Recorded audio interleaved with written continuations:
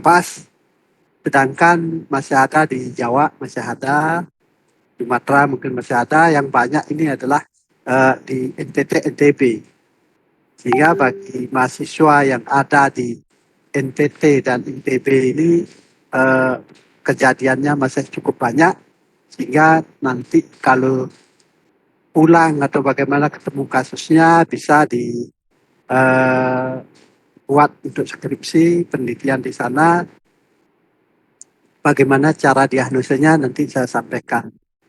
Di mana penyakit Sura ini, yaitu yang disebabkan oleh trypanosoma itu adalah itu yang berwarna merah itu adalah peka, yaitu kuda, unta, anjing itu peka, kemudian hewan-hewan lap yaitu kelinci, marmut, tikus itu juga peka, sedangkan mamalia terutama sapi, domba, kambing, babi itu kurang peka, tetapi juga bisa terkena.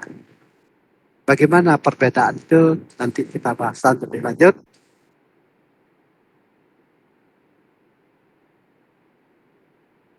Sura adalah penyakit hewan menular yang bersifat akut sampai kronis. Kadang-kadang akut, kadang-kadang kronis. Itu disebabkan oleh apa? Oleh kondisi tubuh dari host yang bersangkutan. Kalau dia kuda itu dipakai pacuan, dia payah, dia menjadi akut. Kalau dia tidak dipakai bekerja keras, begitu maksudnya, dia mungkin akan bersifat kronis. Kemudian juga kerugian ekonominya, karena ini adalah parasit darah, sehingga dia akan mengganggu darah. Gangguan darah menyebabkan apa? Bukan kekurusan, penurunan berat badan, pertumbuhan juga akan terganggu. Kemudian kalau menginfeksi hewan bunting terjadi kekurusan, kemudian pada hewan yang menyusui terjadi penurunan produksi susu, penurunan kerja, dan juga menyebabkan kematian pada hewan-hewan peka.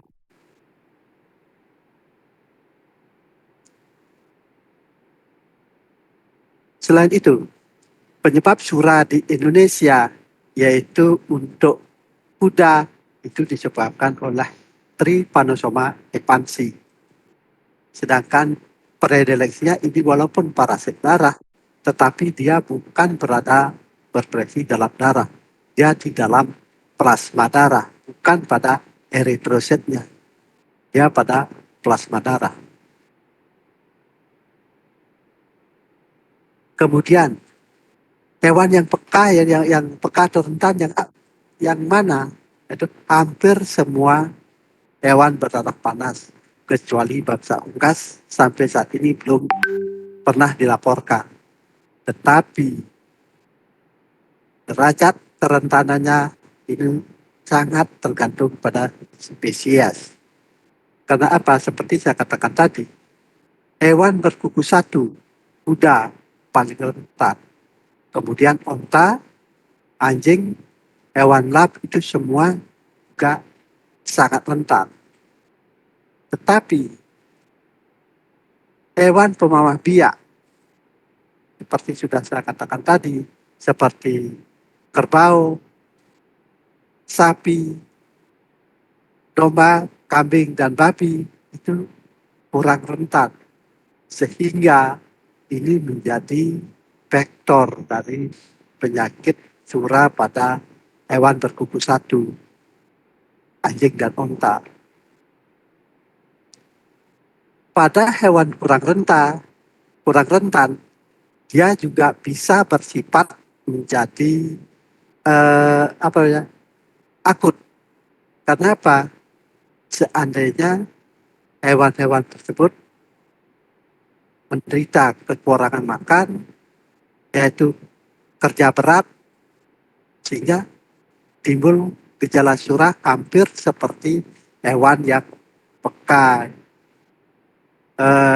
Maaf saja, seperti daerah kena kondisi daerah kita cukup ekstrim, di mana untuk daerah-daerah NTT, NTB itu pada musim kemarau itu betul-betul gersang, sehingga hewan yang kurang peka seharusnya kurang peka karena kekurangan makan itu akan menjadi sangat peka.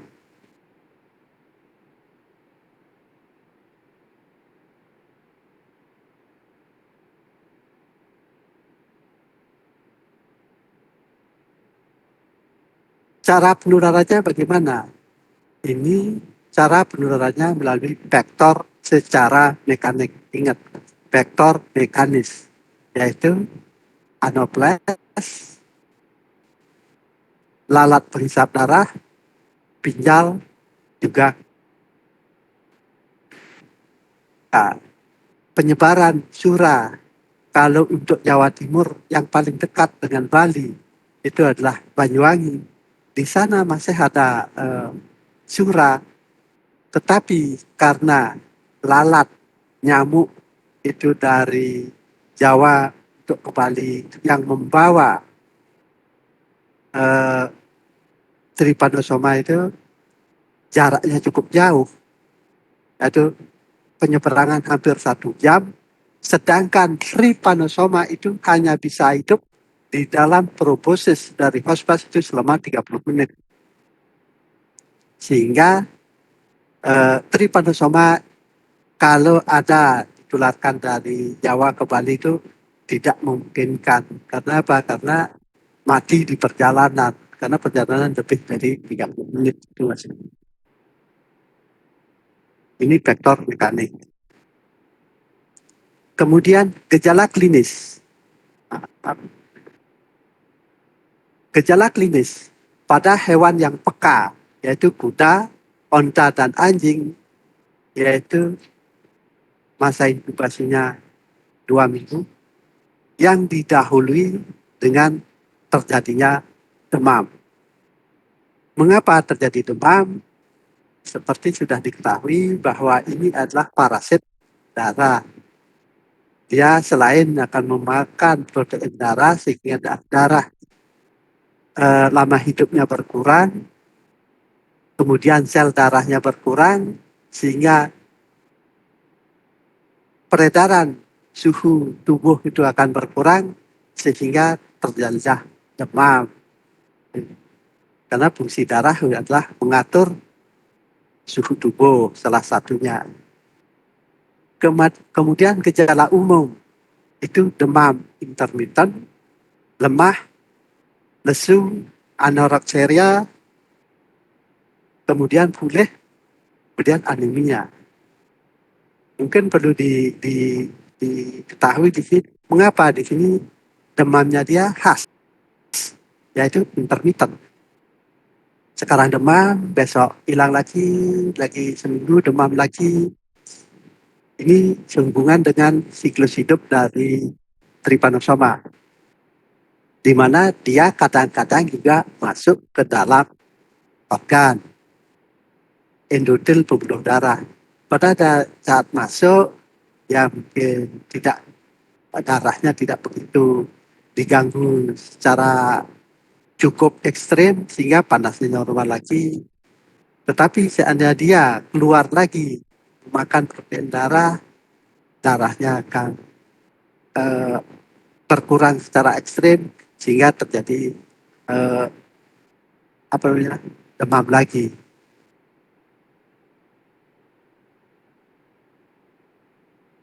Kemudian oedema kaki bagian bawah, dada, belakang sampai dekat alat kelamin, kemudian sering disebut dengan busung papan. Pada kuda jantan, di mana oedema juga terjadi pada skrotum, kemudian terjadi ereksi persisten. Pada kuda betina yang bunting juga akan terjadi abortus. Di sini sekali saya akan jelaskan mengapa terjadinya edema gitu. Mengapa pada kaki bagian bawah ini kan cairan. Cairan tidak mungkin terjadi di bagian atas, jelas di bagian bawah seperti kaki bawah, dada bagian bawah, dan tidak mungkin terjadi pada punggung edema. Mengapa terjadi edema? Karena sel darah merah daripada kuda ini proteinnya dimakan oleh Trypanosoma sehingga sel darah merahnya akan berkurang karena daya hidupnya berkurang, sehingga dengan kekurangan bagian padat, itu sel darahnya itu padat, sehingga darah itu menjadi encer, menyebabkan viskositas pembuluh darah meningkat, hingga air di dalam pembuluh darah itu keluar, itu ya namanya odem atau busung. Sehingga terjadilah odem di bagian bawah, enggak di bagian atas, yaitu biasanya itu di bagian dekat alat kelamin atau dada, itu disebut busung papan. Kemudian skrotum juga terjadi busung, itu yang merupakan gejala yang mengarah ke infeksi trypanosoma. Kemudian juga akan ada gejala saraf, yaitu berupa kepincangan kaki belakang, kemudian sempoyongan, berputar-putar atau lubang, jika berlanjut terjadi kelumpuhan. Mengapa bisa terjadi demikian? Yaitu karena trypanosoma itu bukan saja hidupnya di dalam plasma darah, juga untuk trypanosoma epansi itu bisa hidupnya di dalam cairan cerebrospinal, sumsum tulang belakang. Jika di sana terjadi kerusakan akibat yang disebabkan oleh trypanosoma, maka terjadilah gangguan saraf. Selain itu, juga akan terjadi limfoglandula submaxil membesar, itu karena ada reaksi tubuh terhadap adanya trypanosoma. Dan kadang-kadang terjadi urtikaria. Urtikaria di sini disebabkan karena adanya racun atau toksin yang dikeluarkan oleh trypanosoma, yaitu trypanotoksin. Sehingga toksinnya ini juga yang akan mempengaruhi sumsum saraf pusat, sumsum tulang belakang, sehingga terjadilah kepincangan atau gejala saraf tadi. Pada hewan yang kurang peka seperti sapi, kerbau, gitu, yaitu tergantung pada kondisi daripada hewan tersebut. Kalau kondisinya kurang makan, dia akan menjadi bentuk yang hewan peka, tetapi kalau hewannya tidak begitu kekurangan nutrisi atau tidak bekerja berat, dia akan gejalanya lebih ringan. Yaitu cuma gejala umumnya demam, bisu, anoreksia saja. Tetapi ya itu, karena dia sudah kekurangan makan atau habis dikerjakan, akan menjadi demam intermittent, anemi, edema bawah dagu, dan anggota gerak seperti tadi. Rambutnya rontok, kuning, cermin hidung ular-ular, istilahnya keluar cairan dari hidung dan mata. Di sini juga saya katakan mengapa terjadi ikterus.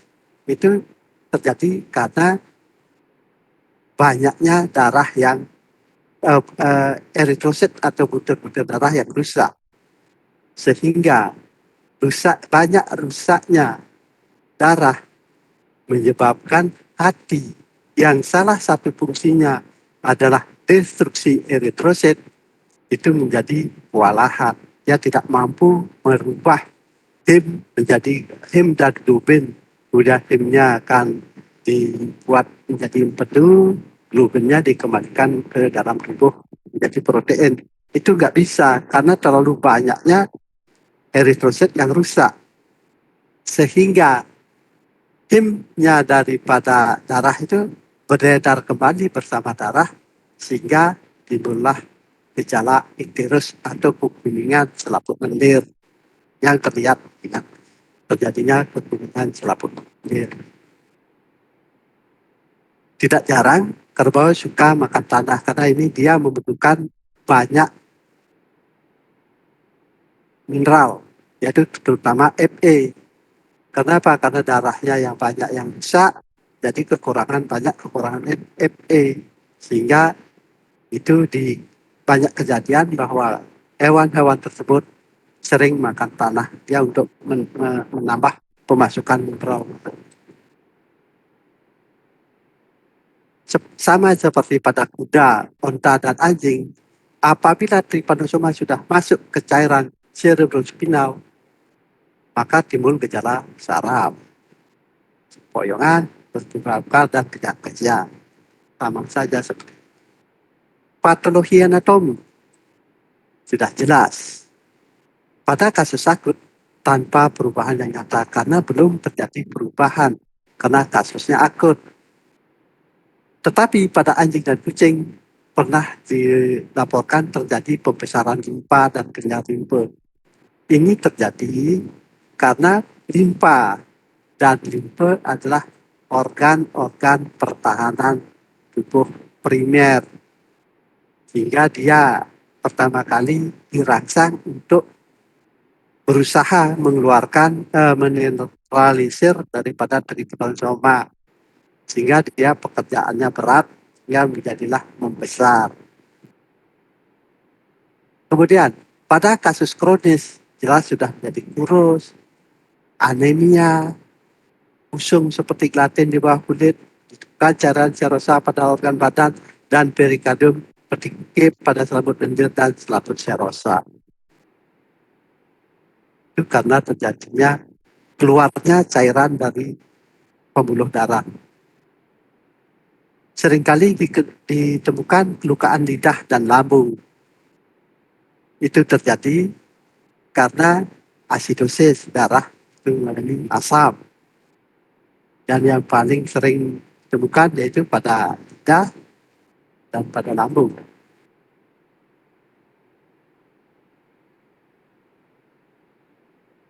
Pada kuda, di mana pembesaran ginjal dan warna kuning-kuning ini merupakan gejala seperti saya katakan tadi, itu ekterus pada ginjal namanya berwarna kuning tengkumeli, gitu.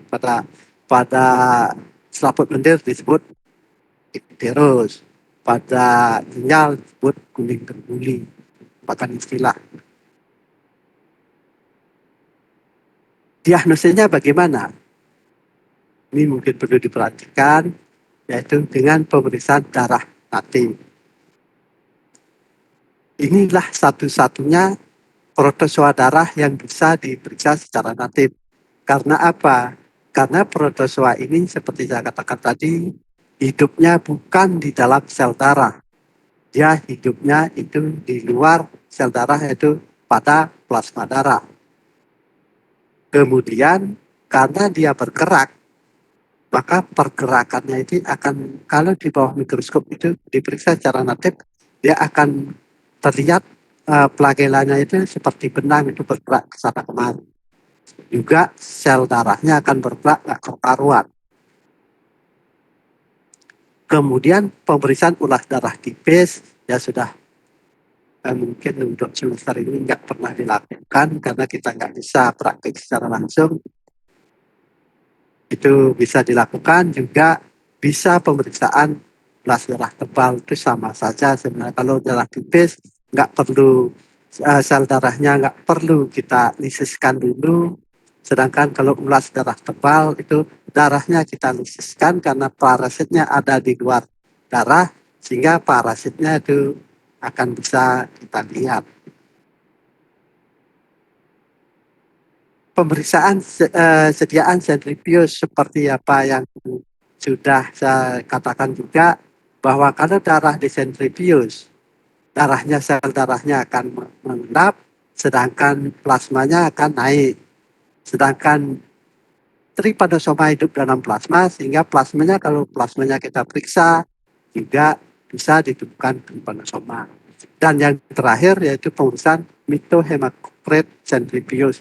Kalau ini sediaan sendapan centrifuge itu memerlukan darah cukup banyak, sedangkan hematokrit itu darahnya sedikit karena menggunakan kapiler bukan tabung.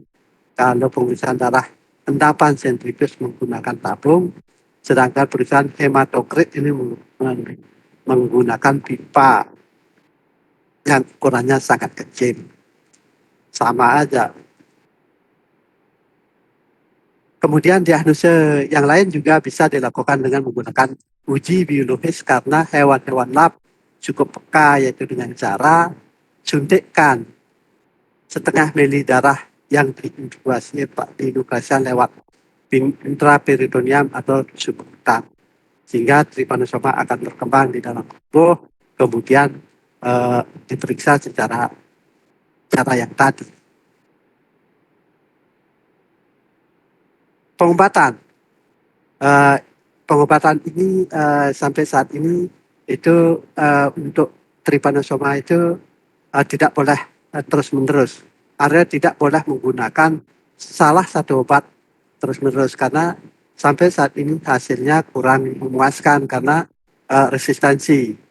Yaitu sampai saat ini di daerah-daerah di Indonesia yang masih terserang sura, yaitu menggunakan naganol, kemudian bisa dikombinasi dengan atroxil, soamin, moranil, anthracite, quinapiramid, dan bernil. Itu diusahakan dengan cara pengobatan secara bergilir, yaitu tidak selalu terus-menerus. Kemudian kontrolnya bagaimana? Yaitu mengobati hostnya jelas diobati, kemudian juga faktornya juga harus dimusnahkan, yaitu memutus siklus hidupnya,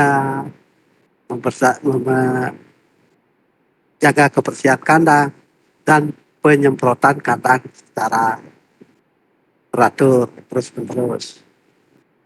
Kemudian untuk trypanosoma yang kedua, yaitu kalau tadi sura, sekarang itu adalah penyakit yang disebabkan oleh trypanosoma juga, yaitu bersifat venereal disease atau penyakit kelamin yang disebabkan oleh trypanosoma, yaitu dengan spesies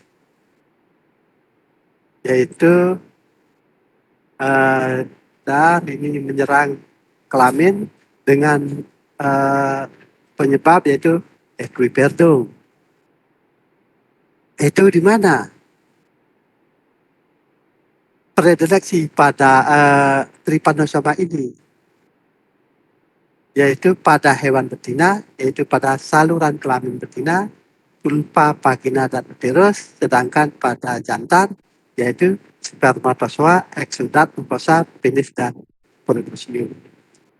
Ini sudah mulai terjadi pergeseran antara predileksi, tetapi trypanosoma yang hidup di dalam darah penyebab sura yaitu trypanosoma epansi dengan trypanosoma equiperdum itu secara morfologi tidak bisa dibedakan.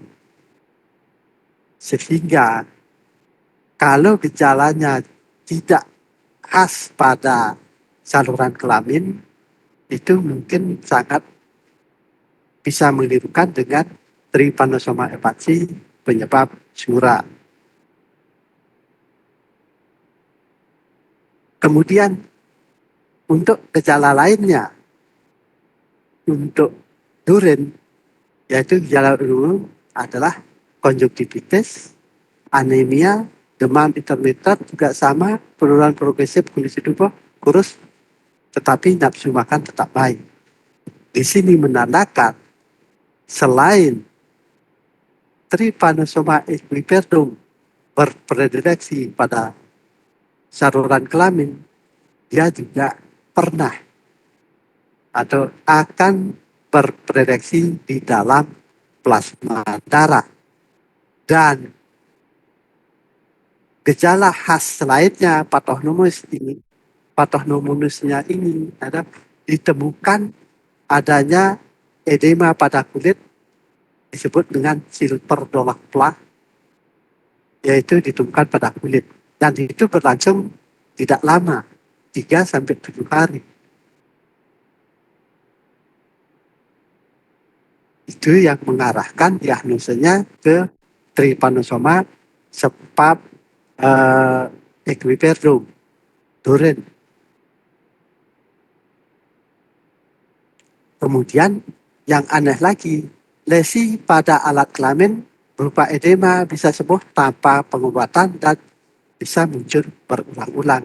Seperti saya katakan tadi, ini menandakan bahwa selain hidup di dalam pencernaan, juga dia akan bermigrasi menuju menuju aliran darah. Itu sudah prediksinya sudah mengalami pergeseran.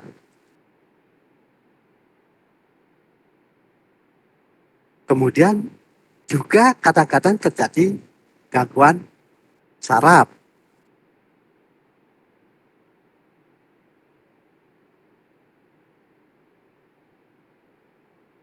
Patologi anatomi. Kalau terjadi di prediksinya di saluran kelamin, dia terjadi edema genital. Jika dia sudah berpindah ke sumsum tulang belakang, dia akan menjadi lunak sejumlah dan terjadi perubahan warna. Tergantung dari prediksi di mana prediksinya trypanosoma equiperium tersebut. Pada kuda jantan, yaitu skrotum, selubung dan dural testis menebal. Testis terbungkus oleh jaringan sekretorik sehingga tidak tampak jelas. Kemudian pada kuda betina, pulpa berada uterus, kantung kemih dan ginjal susu menebal dan ditemukan cahaya kasius seperti agar-agar. Itu yang ciri untuk penyakit Duren. Diagnosa sama saja, yaitu dengan memeriksa sekresi daripada alat kelamin. Karena apa? Karena untuk pemeriksaan darah mungkin bisa, tetapi itu sangat besar kemungkinan dikelirukan oleh trypanosoma epansi.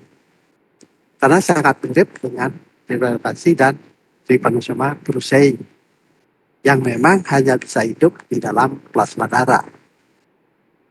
Uji serologi yang bisa dilakukan yaitu dengan CFT, tetapi juga CFT ini bereaksi silang dengan trypanosoma epansi dan brucei. Kemudian FRT, direct, nucleoting, ELISA juga bisa dilakukan.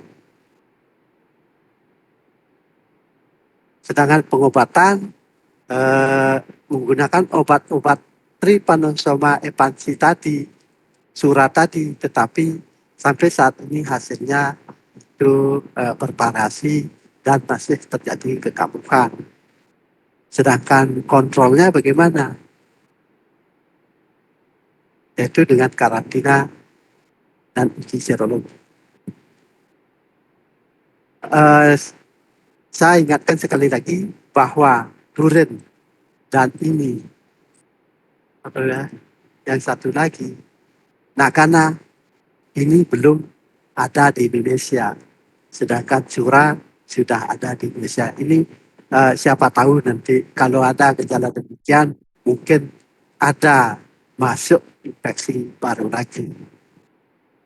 Ini belum ada, Nakana dan Duren belum ada di Indonesia. Di mana trypanosoma yang lain juga, yaitu ada trypanosoma brucei menyebabkan Nakana akut, sedangkan trypanosoma simiae menyebabkan Nakana akut, sedangkan trypanosoma pipak juga menyebabkan Nakana akut, sedangkan yang menyebabkan Nakana kronis yaitu konguelen dan yang lain lagi, yaitu hidupnya pada plasma darah dan cairan cerebrospinal. Hampir menyerupai Sura yang ada di Indonesia. Tetapi penyakit ini belum teridentifikasi adanya di Indonesia. Karena apa? Karena mungkin saja trypanosoma ini sudah ada di Indonesia, tetapi karena sulit dibedakan antara trypanosoma epansi dan Trypanosoma Ongolen, Brusei, Pongolen, Mai, Pipak sulit sekali secara morfologi.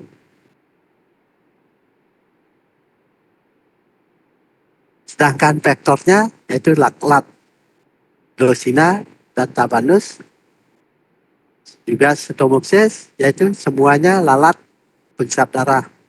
Di daerah sana, di luar sana, yaitu juga bisa disebabkan oleh pisau bedah dan jarum suntik. Gejala klinisnya hampir sama dengan gejala sura, tetapi dikatakan tidak begitu berat.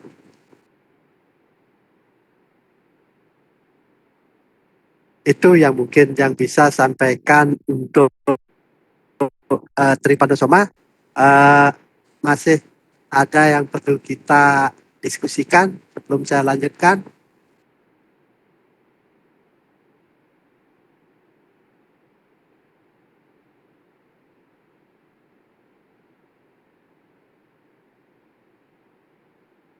Oke, karena di chat juga tidak ada, maka saya lanjut dulu. Mudah-mudahan nanti ada waktu biar nggak kehabisan.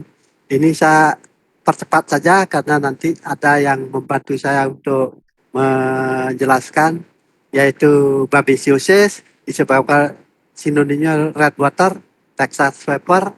Itu babesia dapat menyebabkan kematian pada hewan dewasa.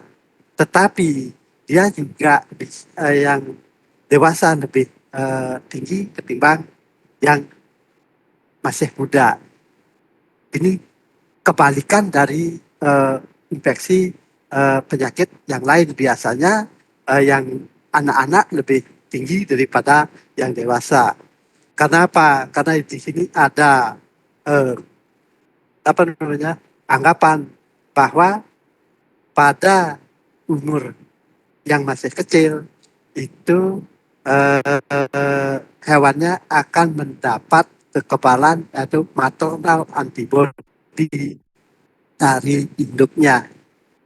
Karena dia mendapat kekebalan dari induknya sehingga dia lebih tahan ketimbang induknya yang lebih dewasa karena kekebalannya sudah semakin menurun.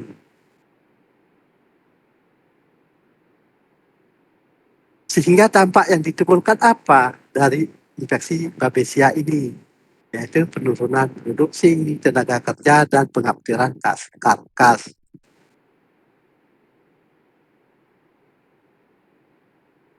Penyebabnya di Indonesia yaitu disebabkan oleh Babesia bigemina, Babesia argentina, dan Babesia dipertem. Perbedaannya ini kan sudah dijelaskan pada kuliah lalu, yaitu tingkat kelancipan daripada protozoa tersebut.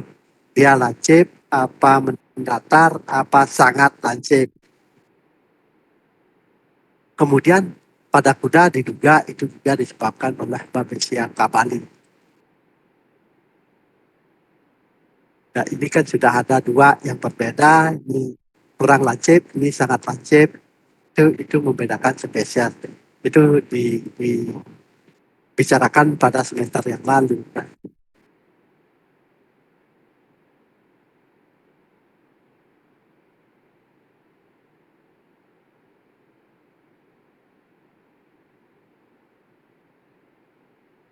Ya, ini adalah protozoa. Kalau tadi Trypanosoma itu hidupnya pada plasma darah di luar sel darah, sedangkan Babesia itu berkembang pada sel darah merah, yaitu intraeritrosit, sedangkan Trypanosoma extraeritrosit. Sebagai hospes perantaranya yaitu adalah caplak. Di mana di dalam tubuh caplak itu akan terjadi perkawinan antara mikrogametosit dan makrogametosit. Kemudian terbentuklah sigot, ookinat dulu baru sigot, kemudian sigot ini akan berkembang di tubuh nyamuk, di dalam maaf, di tubuh caplak, di mana pada tubuh caplak ini akan berkembang transstadial, yaitu dia bisa berkembang melalui telur, juga dia melalui larvanya.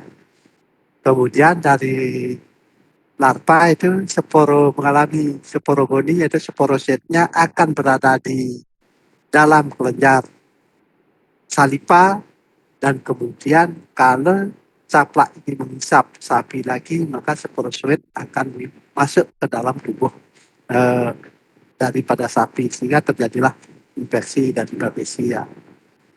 Dan perlu diingat adalah Babesia akan kehilangan patogenitasnya setelah melewati induk semang yang tidak sesuai, sehingga ini adalah keuntungan untuk membuat vaksin. Seandainya dia dibiarkan pada hewan bukan sapi, dia akan patogenitasnya akan berkurang. Kemudian hewan peka apa? Yaitu kerentanan pada sapi. Itu sapi, kerbau, domba, kambing, kuda semuanya peka. Tetapi itu sangat dipengaruhi oleh ras. Termasuk juga hewan liar juga peka terhadap Babesia. Hewan muda lebih resisten terhadap infeksi seperti saya katakan tadi, yaitu hewan muda karena memiliki maternal antibody, dia akan lebih tahan ketimbang hewan yang umurnya lebih tua. Ini berbeda dengan penyakit-penyakit infeksi lainnya.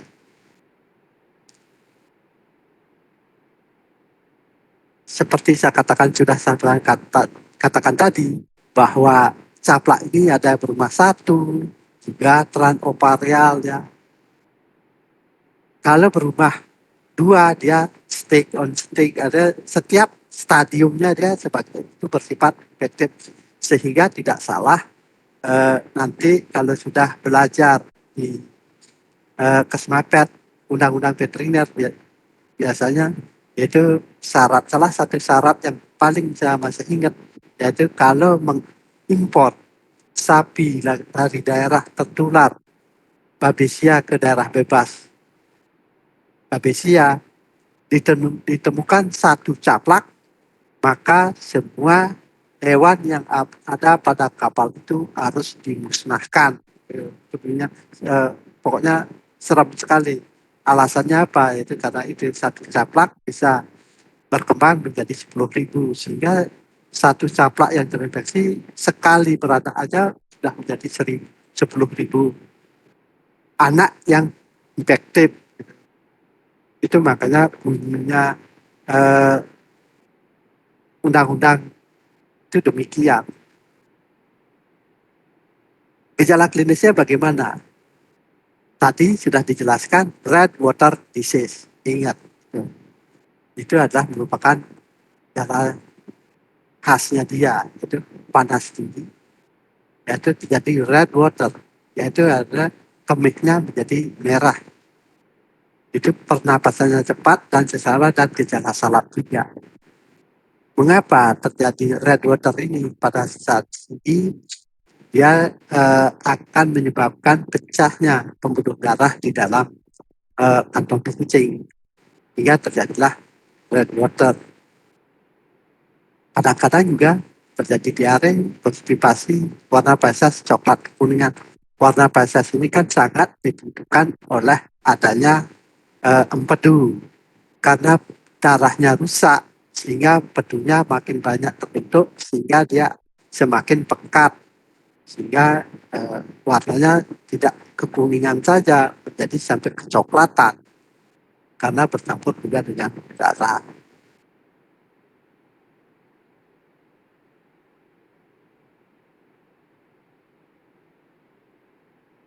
Di mana sudah saya katakan tadi, umur 1 tahun gejala lebih ringan dari gejala yang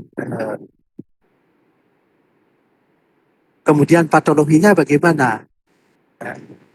Yaitu jaringan subkutan, intramuskular melalui busung. Karena apa? Karena seperti saya katakan tadi, yaitu darahnya rusak, cairan yang dalam pembuluh darah itu keluar, ya terjadi busung atau edema. Jaringan lemak berwarna kuning bagaimana? Karena lemaknya sudah di metabolisme karena kekurangan makan, maka lemaknya di metabolisme, kemudian juga karena banyaknya bilirubin yang keluar melalui peredaran darah menjadi warna kuning. Kemih merah ini khasnya dia, yaitu karena ini menyebabkan kemerahan pada kantong kemih. Kemudian hati bengkak berwarna kuning, kenapa? Karena hatinya itu salah satu fungsi hati seperti saya katakan yaitu destruksi darah. Darahnya banyak yang rusak sehingga hati kapasitasnya berlebih untuk mendestruksi darah sehingga eh, darah hatinya menjadi bengkak karena hiperfungsi dia.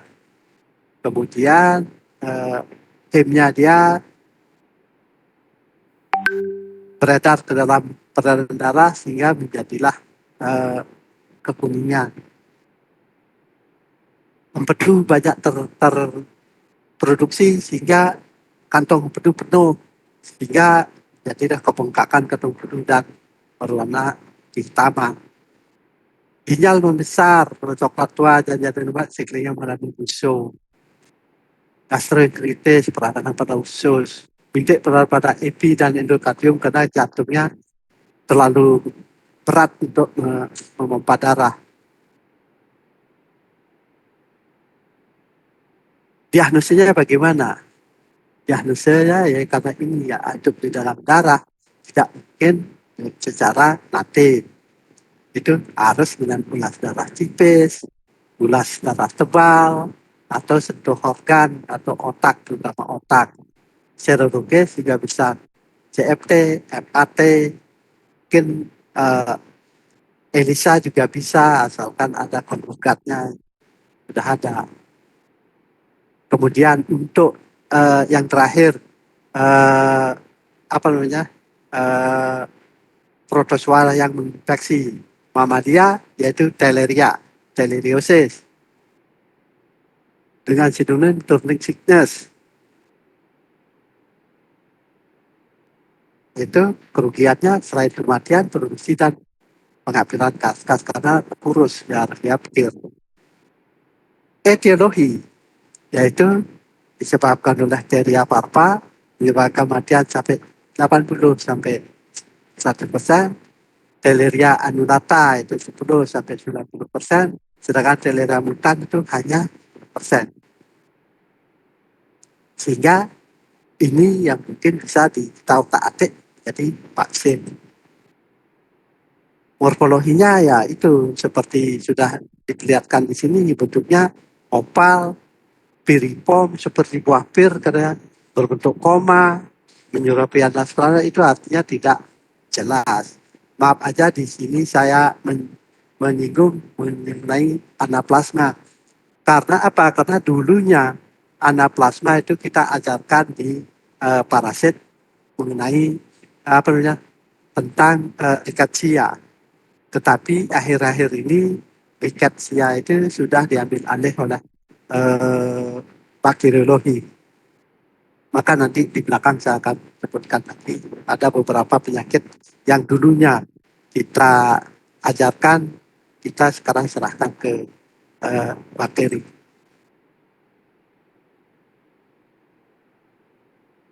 Di sini Theileria itu berbeda dengan Babesia. Kenapa? Karena Babesia berkembang pada eritrosit, sedangkan Theileria lebih aktif pada limfosit dan endotel pembuluh darah. Sehingga kalau endotel ini epitelnya pembuluh darah ini adalah menyebabkan nanti pendarahan di mana-mana, terutama pada limfe dan pak. Kalau apa namanya Babesia tadi kan pada kantong kencing, sekarang pada limfe dan limpa itu menjadi patokan untuk membedakan antara Babesia dan Theileria. Theileria parva itu imunitasnya steril, artinya tidak bisa menimbulkan uh, imunitas, ya kekebalan nggak bisa. Sedangkan anulata dan mutan berimunitasnya dan tidak terjadi imunitas hilang. Dia ada terbentuk kekebalan tetapi tidak terjadi imunitas hilang. Artinya kalau kena Theileria annulata tidak bisa melindungi untuk Theileria mutan dan sebaliknya. Yang ada di Indonesia itu Theileria mutan, sedangkan sebagai vektor biologisnya yaitu capak, Leptospalus, Hyaloma, Haemaphysalis, Mobilus secara stadium per stadium. Seperti sudah saya katakan tadi, yaitu mikro, makro gametosit itu akan diserap oleh caplak, di mana dalam tubuh caplak akan terbentuk sporozoid. Sporozoid akan pada saat caplak menghisap darah, sporozoid akan dimasukkan ke dalam tubuh sapi sehingga di dalam sel darah sapi terutama pada untuk Theileria itu pada limfosit dan endotel pembuluh darah dari limfa dan limfe itu akan jadi perkembangan jadi makro dan mikro gametosit lagi baru dihisap oleh caplak lagi. Itulah siklusnya selanjutnya. Gejala klinis yang ada di Indonesia adalah Theileria mutan yang notabene kematiannya cuma 1%. Itu kadang-kadang dia bersifat asimptomatis atau tanpa gejala yang parah. Kadang-kadang demam ringan, kebengkakan keranjang limfe. Karena apa? Karena dia memiliki kesenangan hidup pada endotel pembuluh darah limfe dan limfa. Kadang-kadang terus dan penurunan produksi. Kemudian patogenisnya sudah saya katakan, dan kurang patogen.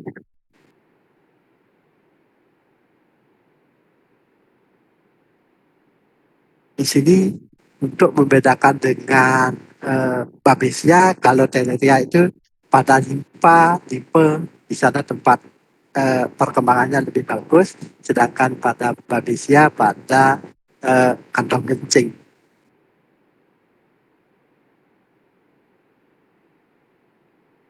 Diagnosisnya sama juga, yaitu darah tipis, darah organ, sama saja.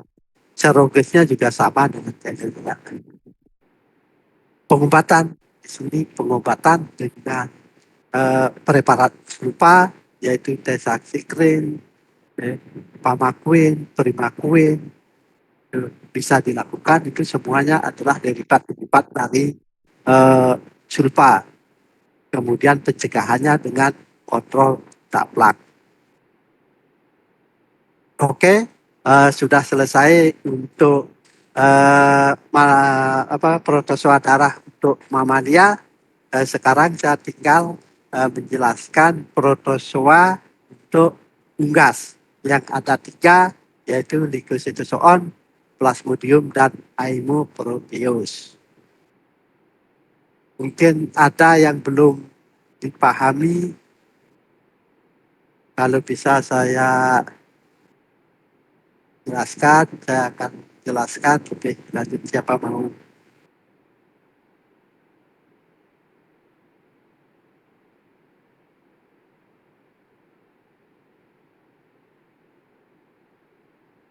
Tidak ada, karena waktu saya sudah menipis sekali ini.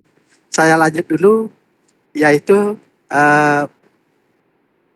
protozoa darah pada unggas yang pertama disebabkan oleh Plasmodium, yaitu di mana untuk Plasmodium itu bentuknya itu seperti titik gitu aja di pinggir daripada inti, masih di dalam darah. Ingat, ini darahnya memakai inti berbentuk lonjong. Etiologinya yaitu pada ayam disebabkan oleh Plasmodium gallinaceum dan Plasmodium junta nuklear.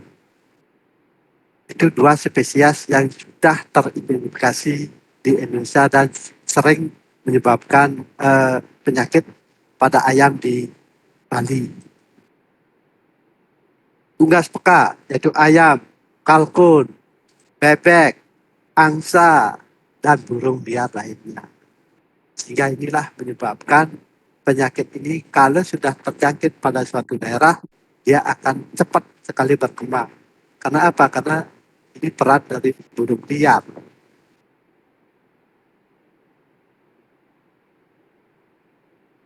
Dia prediksinya di mana?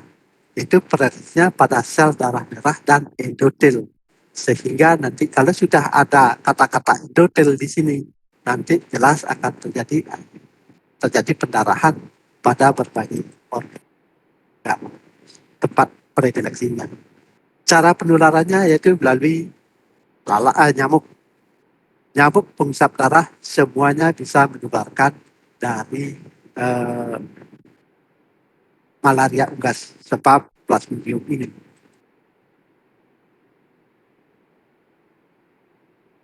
Yaitu sebagai vektor mikonik seperti saya katakan tadi makro dan mikrogamet dihisap oleh lalat, dilihat oleh nyamuk, kemudian akan menyatu menjadi sigot, ookinet, dan terakhir sporozoa. Jika nyamuk itu menghisap darah hospes, maka sporozoid akan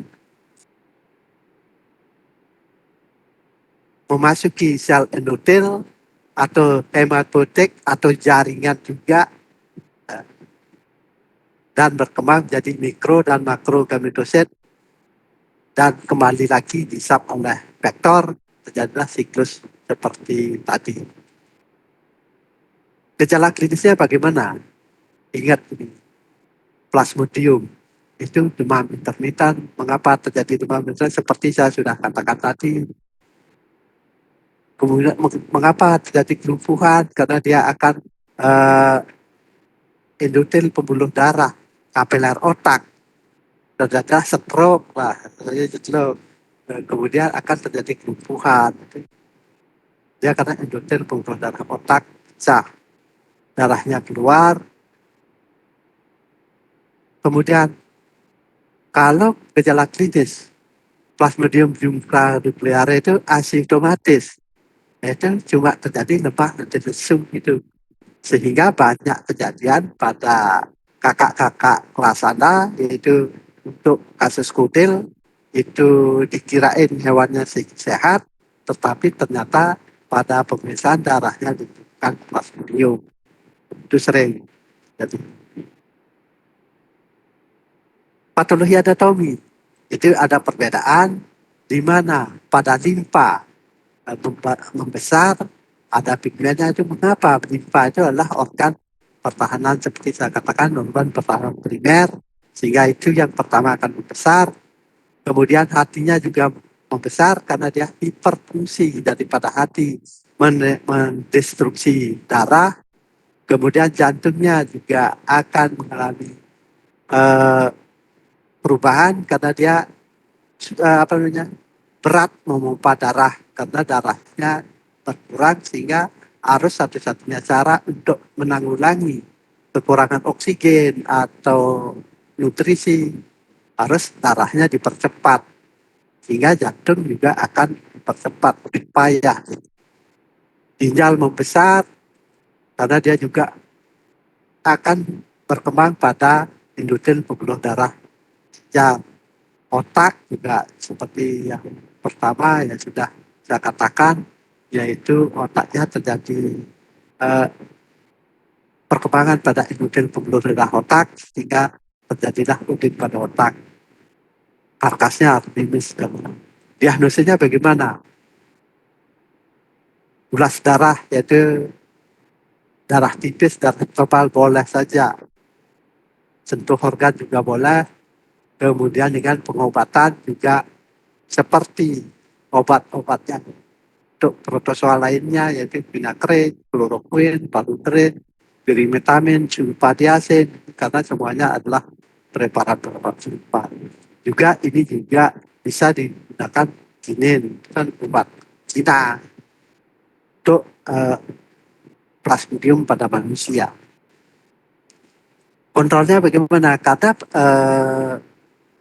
penularnya adalah nyamuk, maka caranya pengendaliannya adalah kendalikan populasi nyamuk, yaitu dengan pengeringan, dengan drainase, dan seterusnya. Kemudian lebih lanjut, ini yang perlu diperhatikan karena ini sedikit berbeda, yaitu leukositozoon, yaitu disebabkan oleh leukositoon cauleri dan leukositozoon saprasesi, di mana untuk cauleri itu adalah saprasesi menyerang ayam, sedangkan simondi itu menyerang angsa dan bebek, sedangkan semiti untuk menyerang kalkun. Siklus hidupnya ya sama saja. Vektornya medium. Ingat, di sini untuk leukositozoon itu vektornya bukan nyamuk, tapi lalat. Lalat, Plasmodium, dan Multisuides. Di mana pada saat lalat menghisap, mikro dan makro gamet itu ikut terhisap, terjadi penyatuan sigami, sehingga terbentuk zigot dan ookinet dan akhirnya sporozoid. Jika vektor sudah infektif menghisap darah, sporozoid akan diinjeksikan ke dalam tubuh ospes definitif, sehingga terjadi perkembangan terbentuklah merozoid, kemudian menginfeksi eritrosit, leukosit, mengalami perubahan secara lebih lanjut menjadi makro dan mikro gametosit. Di sini yang perlu diperhatikan adalah patologi gejala belajar klinis dulu, yaitu anemia karena dia menyerang darah, kan. Kemudian anoreksia, bergerombol, ginjal berwarna hijau, muntah darah. Ini perlu diperhatikan. Dia akan mengalami muntah darah dan mati karena pola. Mengapa terjadi muntah darah? Karena dia akan terjadi pendarahan pada mana? Dia terjadi pendarahan pada proventriculus. Sedangkan anemi, saprasesi, dia karena kurang patogen, dia timbul anemi, kedinginan, suka bergerombol, diare, kelumpuhan, keluar cairan seperti tadi pada hidung dan mulut. Itu sudah biasa. Sedangkan patologi anatominya di sini, bintik pendarahan pada semua organ. Seperti saya katakan tadi, kalau ada endotel, ya mesti sudah menyebabkan pendarahan di mana-mana, yaitu pada hati, paru-paru, limpa, timus, itu semua terjadi pendarahan. Pankreas, usus halus, proventriculus, otak dan otot nada dan otot paha. Ini pendarahan pada proventriculus, itulah menyebabkan terjadinya muntah darah. Bukan muntah darah disebabkan oleh terjadinya di paru-paru, kelainan paru-paru. Ini pendarahan terjadi di ventriculus. Kemudian otak serta otot dada dan paha itu juga mengalami bintik pendarahan. Seperti ini kurang jelas. Di sini pada otot dada itu sering terjadi pendarahan. Seperti saya katakan tadi, bahwa leukositozoon adalah predileksinya pada eritrosit, limfosit, dan leukosit. Di sini pendarahan pada otot itu disebabkan karena salah satu predileksi kepada leukositozoon adalah leukosit. Leukosit yang ada pada hati namanya sel Cooper, kan. Pada otak namanya mikroglia. Pada paru-paru namanya alveoler. Di sini terjadi pada jaringan. Sel pertahanan makrofag yang ada pada jaringan namanya histiosin. Sehingga dia mengalami perkembangan pada leukosit yang ada pada jaringan yang disebut uh, histiosit, sehingga dia terjadilah uh, pendarahan di sana. Artinya pendarahan pada otot dada sekali lagi terjadi karena leukositoson berkembang pada leukosit, leukosit jaringan yaitu histiosit.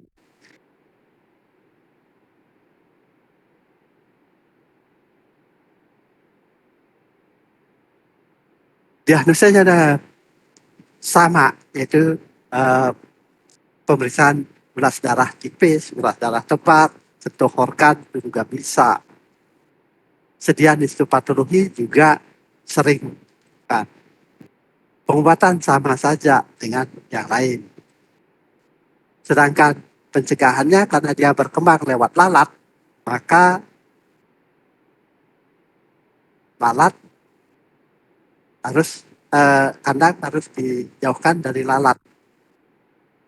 Atau ayam dipelihara dengan memakai kelambu itu membutuhkan biaya yang cukup besar juga.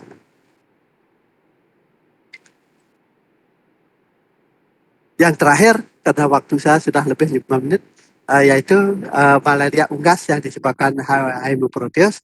Dia hanya menyerang burung, merpati, tekukur, dan sebangsanya. Yaitu di mana parasitnya akan mengitari eritrosit. Sedangkan kalau di kesetoan kan intinya akan didesak oleh parasitnya. Sedangkan di sini intinya tetap di tengah, tetapi parasitnya akan mengunjungi eritrosit, inti eritrosit. Bentuknya bermacam-macam, itu tergantung dari spesiesnya. Pada burung merpati disebabkan Haemotus columbae, sedangkan pada puyuh-puyuh disebabkan Haemoproteus diportek. Pada kalkun disebabkan oleh Haemoproteus meleagrides. Dan yang pada bebek dan angsa disebabkan oleh Haemoproteus nitionis. Sedangkan faktor biolingnya adalah lalat, Buliquides, dengan perkembangan yang hampir sama dengan yang lainnya.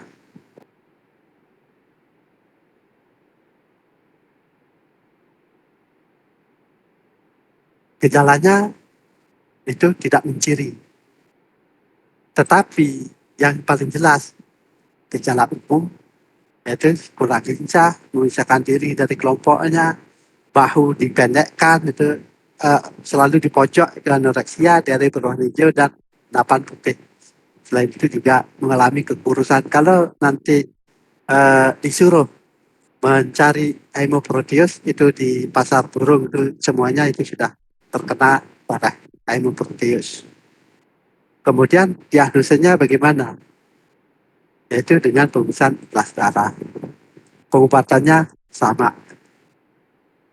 Pengendak kontrolnya juga sama, disesuaikan dengan faktornya.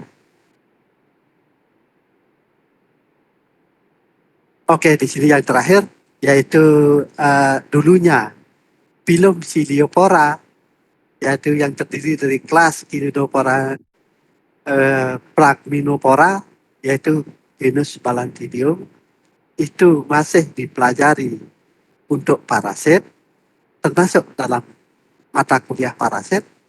Sedangkan Orthorickettsia seperti Anaplasma, Erythrozool, Aegyptianella itu sekarang sudah diserahkan ke bagian bakteriologi.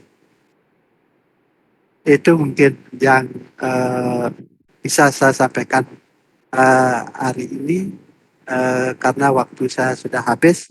Sebelum saya akhiri, mungkin ada yang perlu masih mendiskusikan, silakan. Saya kasihkan waktu beberapa menit saja.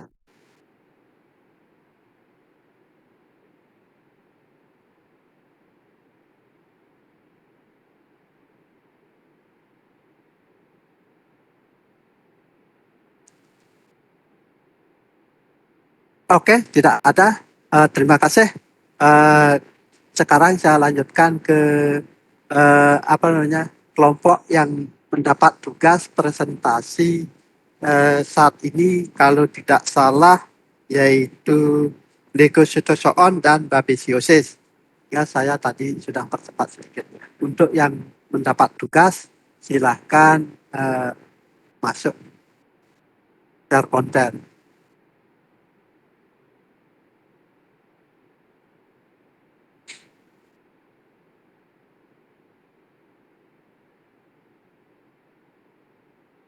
Oke, sudah masuk. Silakan.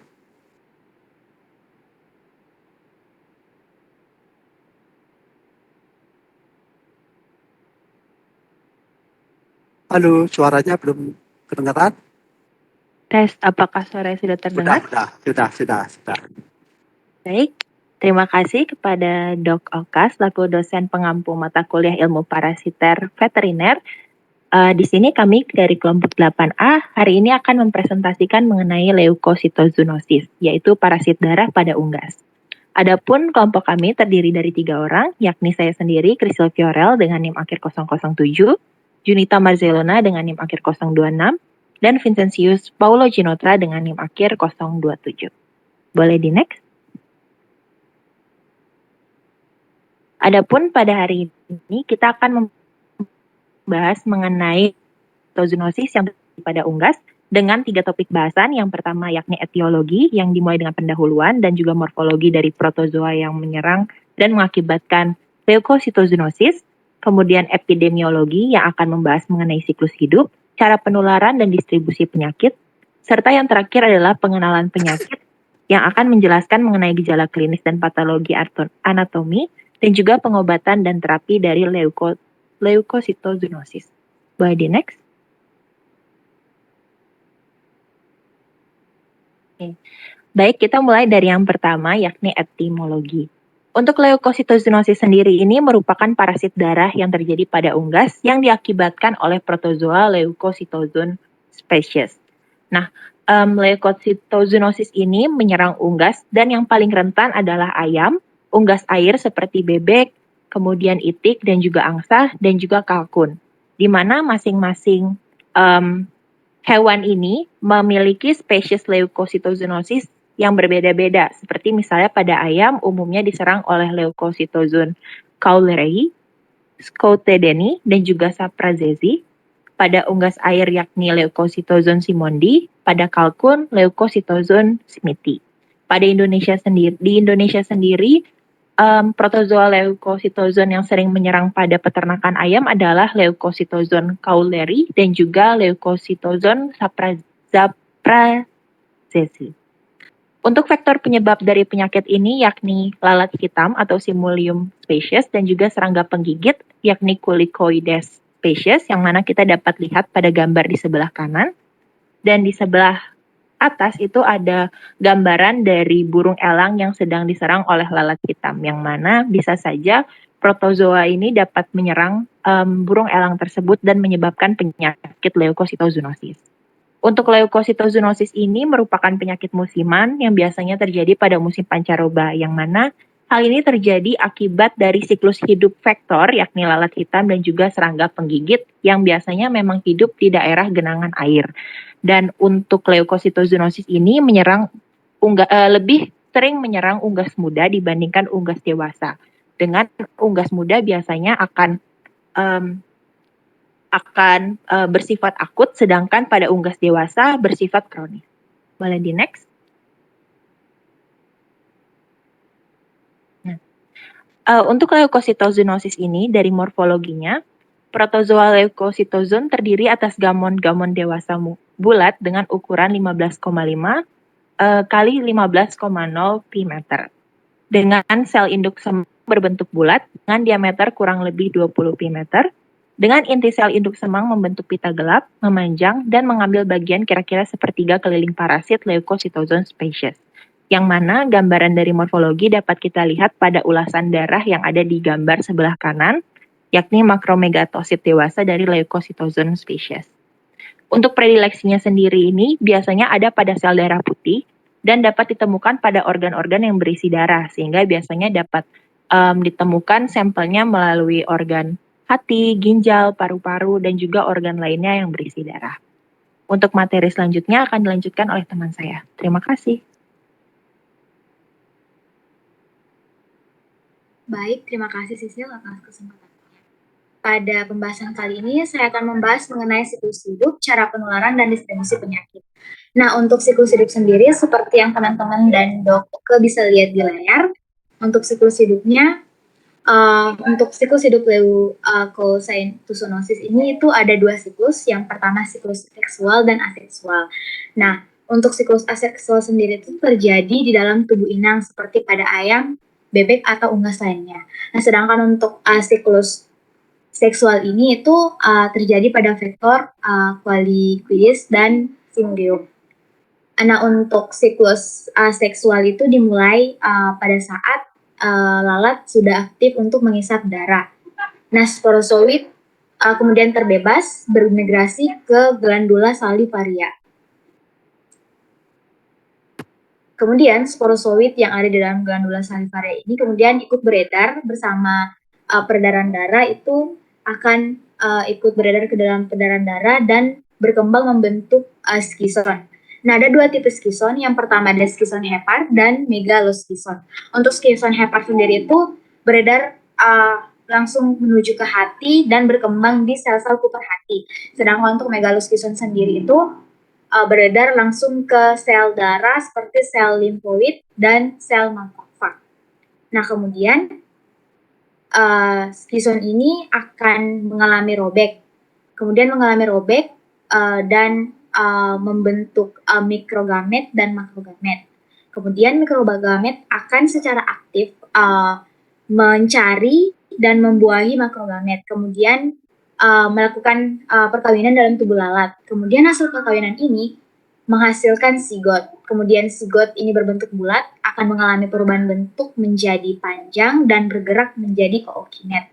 Nah, ookinet bergerak, kemudian setelah lalat menelan darah unggas yang terinfeksi berkembang menjadi ookista.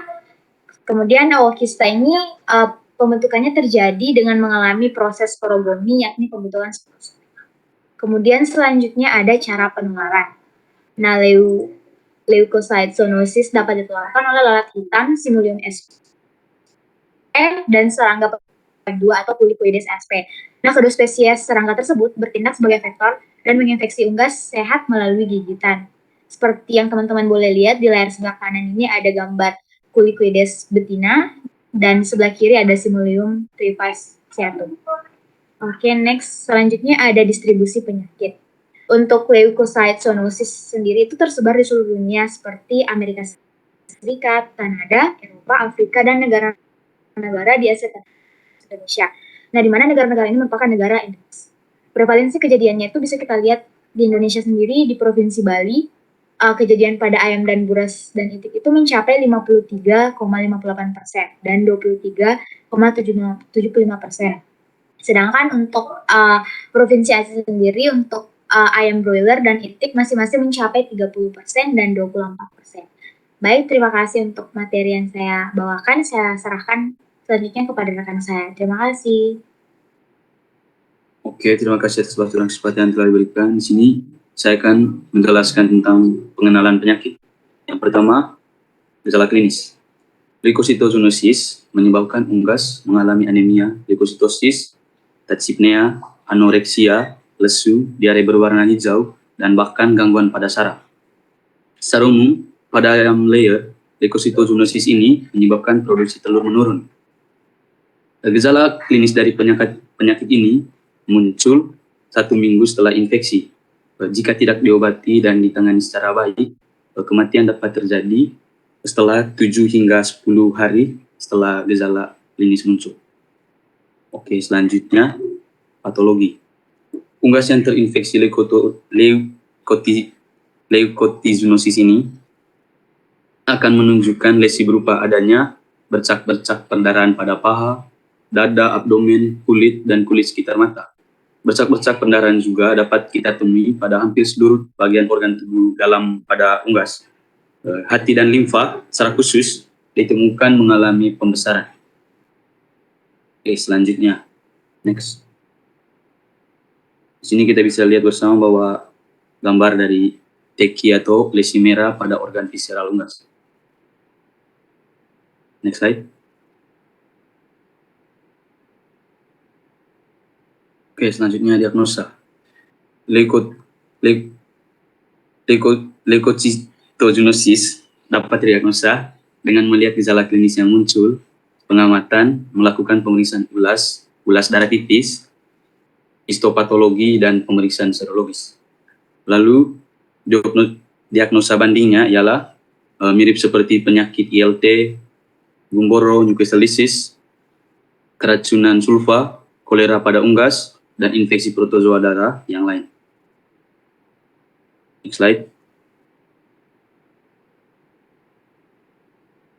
Di sini saya akan menjelaskan juga tentang pengendalian penyakit. Pengendalian penyakit ini dibagi menjadi dua bagian. Yang pertama, pengobatan atau terapi.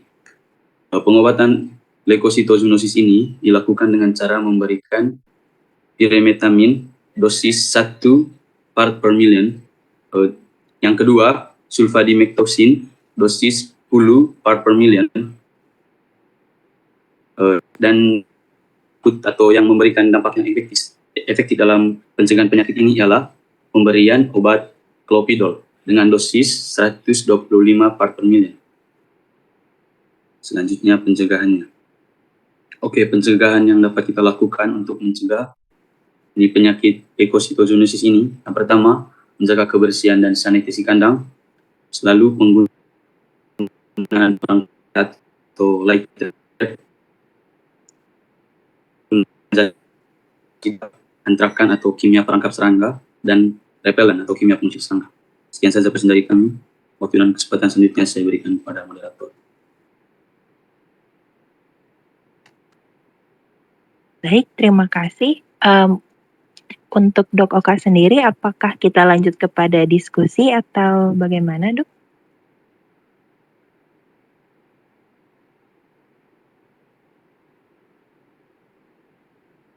Maaf, Dok, untuk mic-nya belum di-unmute.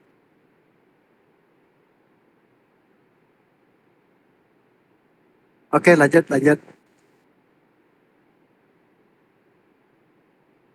Diskusi, Dok. Diskusi.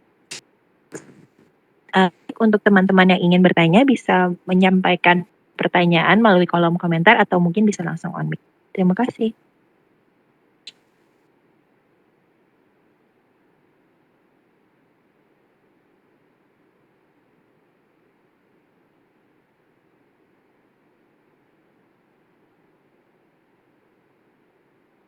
Oke, sebelum ada pertanyaan ini untuk yang berdua ini Venesialus sama Yunita tuh hati-hati. Nanti menyebutkan leukosoonosis itu hati-hati karena Anda menjadi dokter hewan menyebutkan itu semua belibet.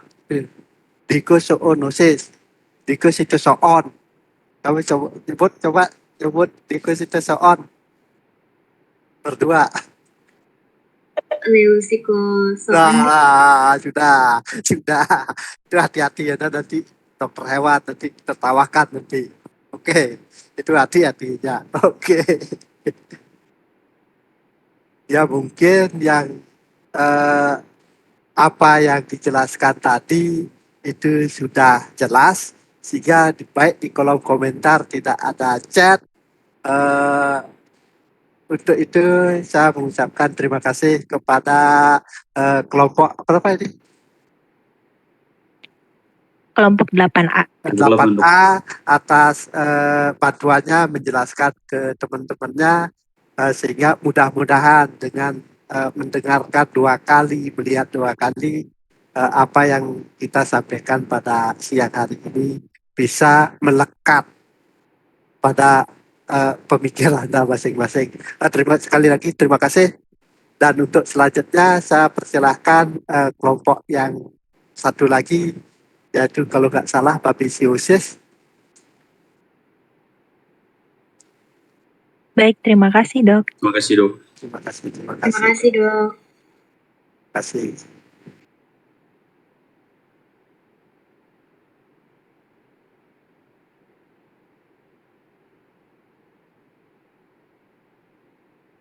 Selamat pagi, Dok. Izin share screen ya, Dok. Sudah siang nih, bukan pagi lagi Maaf. tadilah. Ya. Oke. Biar gak tegang, kamu tegang sekali itu. Oke, share konten aja. Loh, berdua ya?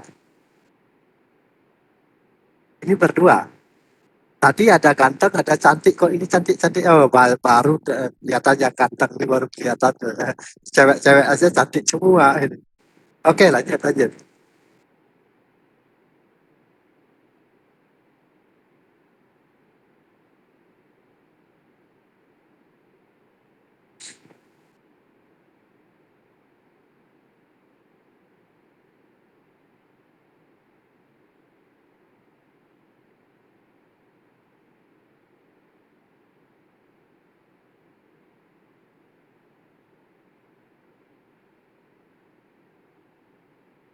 Em,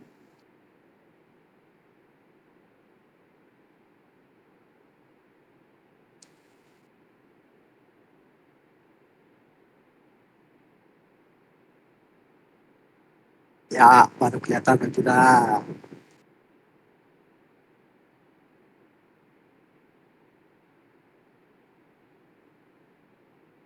Oke, lanjut.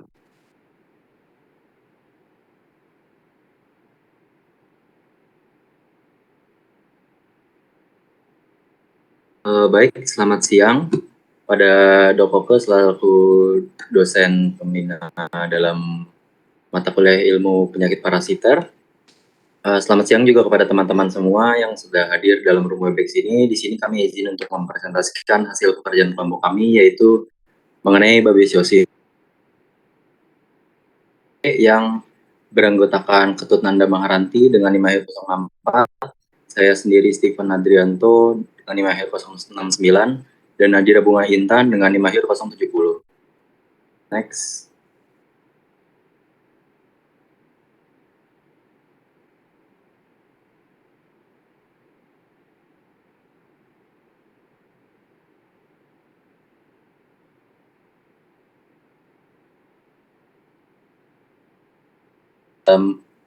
Induk semangnya yang tentu saja merugikan bagi induk semang itu sendiri.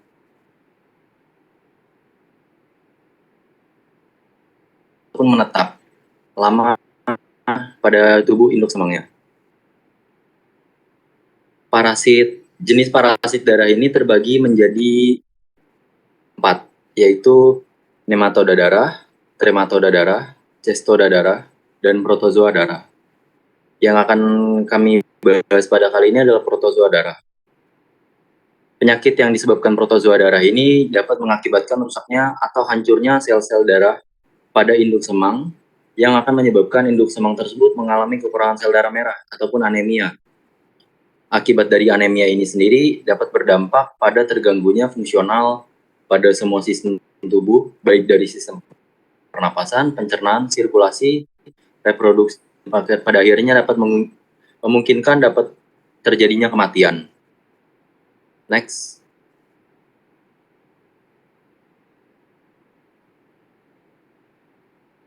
Baik, selanjutnya adalah babesiosis. Babesiosis ini merupakan penyakit infeksi yang disebabkan oleh protozoa darah intraseluler, yaitu Babesia sp,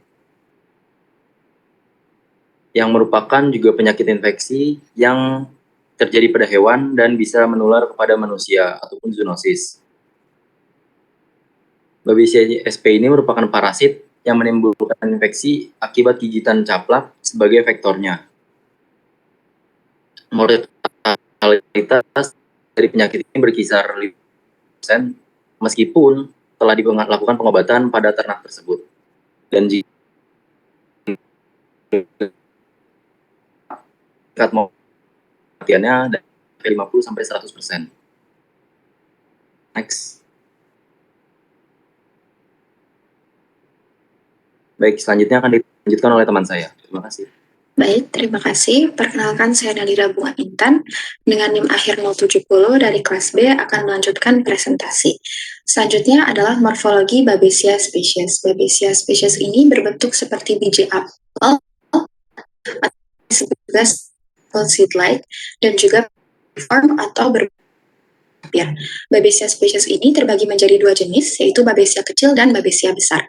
Perbedaan morfologi dari Babesia spesies ini dapat mempengaruhi orientasi parasit dalam sel darah merah, karena piriform yang berbentuk besar akan bertemu dengan sel darah merah pada sudut tumpul, sudut lancip, sedangkan yang berbentuk kecil akan bertemu pada sel darah merah pada sudut tumpul.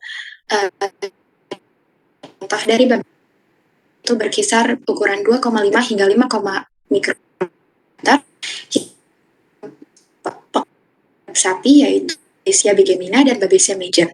Selanjutnya, Babesia kecil berukuran kisar 1 meter, dan Babesia divergens dan Babesia bovis. Di bawah ini ada gambar Babesia S pewarnaan biasa. Babesia ini berada di sel darah merah dan dapat dilihat yang bulat-bulat berwarna ungu lebih tua dibandingkan dengan sel darah merah. Selanjutnya adalah Babesia besar, yaitu Babesia bigemina dan Babesia major. Babesia bigemina berukuran 4,5 kali 2,0 mikrometer, berbentuk seperti buah pir, bundar dengan diameter 2-3 mikrometer, berbentuk oval dan kadang ditemukan berbentuk irregular. Kemudian ada Babesia major dengan ukuran 3,2 kali 1,5 mikrometer, berbentuk seperti buah pir dengan sudut antara organisme lebih kecil dari 90 derajat. Kemudian terkadang ditemukan berbentuk bundar dengan diameter 1,8 mikrometer. Selanjutnya adalah jenis Babesia kecil, yaitu Babesia divergens dengan ukuran 1,5 kali 0,4 mikrometer, biasa ditemukan berpasangan, terletak superficial pada sel darah merah. Kemudian Babesia divergens ini juga berbentuk kuat dan piriform atau bundar. Kemudian yang terakhir ada Babesia bovis yang sedikit lebih besar dibandingkan Babesia divergens dengan ukuran 2,0 kali 1,5 mikrometer. Baik, selanjutnya akan dilanjutkan oleh teman saya. Baik, terima kasih untuk kesempatannya. Perkenalkan, saya Keturunan Baharanti dengan NIM akhir 064 akan melanjutkan presentasi mengenai siklus hidup dari Babesia spesies, yang mana lama waktu dari Babesia spesies ini menginfeksi sampai dengan terlihat di peredaran darah ada pada 7 sampai dengan 10 hari. Sporozoid yang berada di dalam kelenjar udara vektor, yaitu saklek, akan berpenetrasi ke dalam eritrosit inang. Yang selanjutnya, parasit ini akan berkembang di dalam butir darah merah dan berubah menjadi bentuk tropozoid. Selanjutnya, dari bentuk tropozoid akan berubah atau berdiferensiasi dan bertunas 2 atau 4 hingga membentuk merozoid. Dapat dilihat pada gambar berikut, dari nomor 1 sampai 6 merupakan perkembangan parasit pada inang, dan pada nomor 7 sampai 15 merupakan perkembangan pada vektor. Yang mana terlihat bahwa pembentukan kinet dan juga kelenjar, yang mana pada intinya di dalamnya ditemukan ribuan sporozoid. Baik, terima kasih. Selanjutnya akan dilanjutkan oleh teman saya.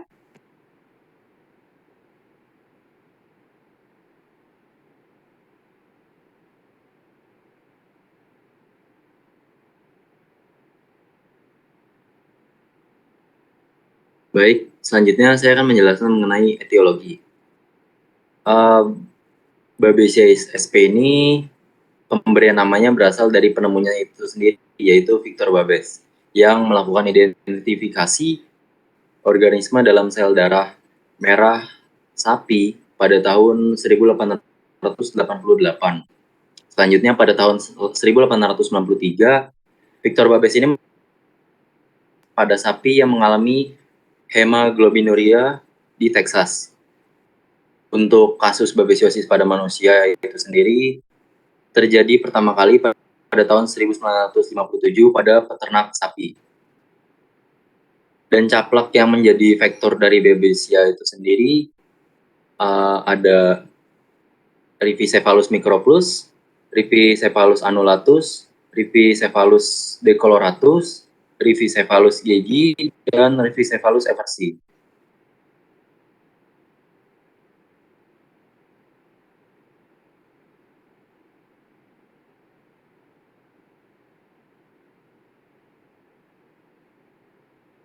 Boleh di next? Oke, saya kembalikan kepada teman saya. Baik, terima kasih. Selanjutnya adalah epidemiologi. Penyebaran infeksi dari penyakit ini sangat bergantung pada keberadaan hospes dan caplak, yang caplak ini berperan sebagai faktor transmisi. Selain itu, keberadaan parasit di dalam vektor juga berpengaruh terhadap penyebaran infeksi penyakit ini, serta kondisi hospes dan lingkungan. Apabila salah satu faktor tidak ada, maka tidak terjadi penyebaran infeksi. Hal ini terjadi karena parasit Babesia species sangat membutuhkan keberadaan vektor, yaitu caplak, dan hospes untuk bertahan hidup. Selain itu, vektor juga membutuhkan keberadaan hospes untuk melanjutkan penyebaran infeksi. Mengetahui hal ini, kita dapat mengetahui bahwa parasit dan vektor saling bergantungan dan juga bergantungan pada hospes, yaitu contohnya sapi. Sedangkan hospesnya tidak bergantung pada keberadaan caplak maupun parasit ini. Jadi, apabila salah satu faktor tidak ada, maka tidak terjadi penyebaran infeksi. Penularan terjadi melalui vektor caplak, yaitu contohnya Ixodes ricinus, dan pada caplak berinang 1, penularan terjadi secara transovarial, sedangkan pada caplak berinang 2-3, penularan terjadi secara stage to stage. Parasit Babesia species ini masuk ke dalam tubuh ketika caplak menghisap darah inang. Di dalam tubuh caplak, Babesia species akan memperbanyak diri di dalam sel epitel saluran pencernaan, kemudian menyebar ke seluruh tubuh dan melakukan invasi ke indung telur. Kemudian berkembang menjadi larva dan terjadi infeksi secara transovarial. Selain itu, penularan juga dapat terjadi secara mekanik melalui alat-alat yang tidak steril seperti yang habis digunakan untuk proses sterilisasi atau vaksinisasi atau pemotongan tanduk pada sapi contohnya. Selanjutnya adalah gejala klinis dari penyakit babesiasis, yaitu demam, kekurangan darah, anemia hemolitik, dan anemia hemolitik pada infeksi lama. Jadi awalnya hewan penderita akan mengalami demam lebih tinggi dari 40 derajat Celcius selama 3-7 hari sebelum gejala selanjutnya timbul.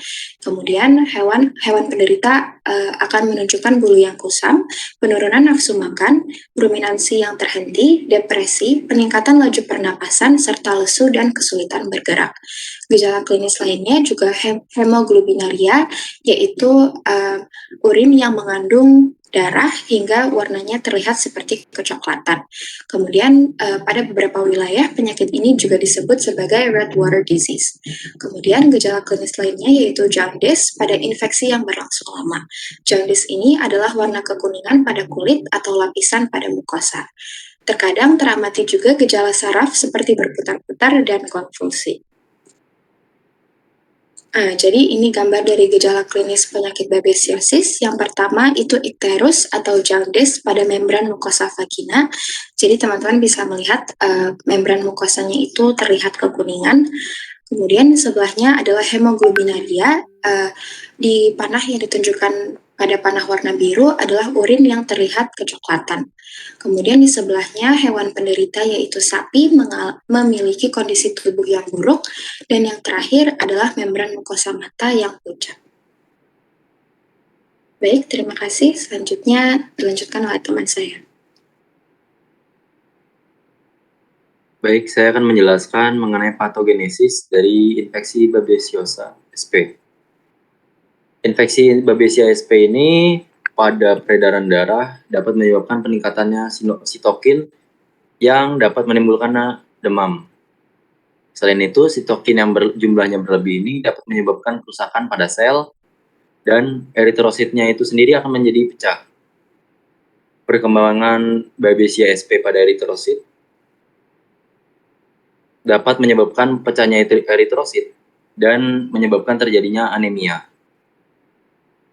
Patogenesis utama yang dapat terlihat akibat infeksi Babesia sp adalah terjadinya anemia hemolitik dan sebagian besar juga hewan yang terinfeksi mengalami trombositopenia. Pada kasus anemia yang progresif, hewan yang terinfeksi juga dapat mengalami hemoglobinemia, hemoglobinuria, bilirubinemia, dan ikterus. Next. Baik, selanjutnya akan dijelaskan.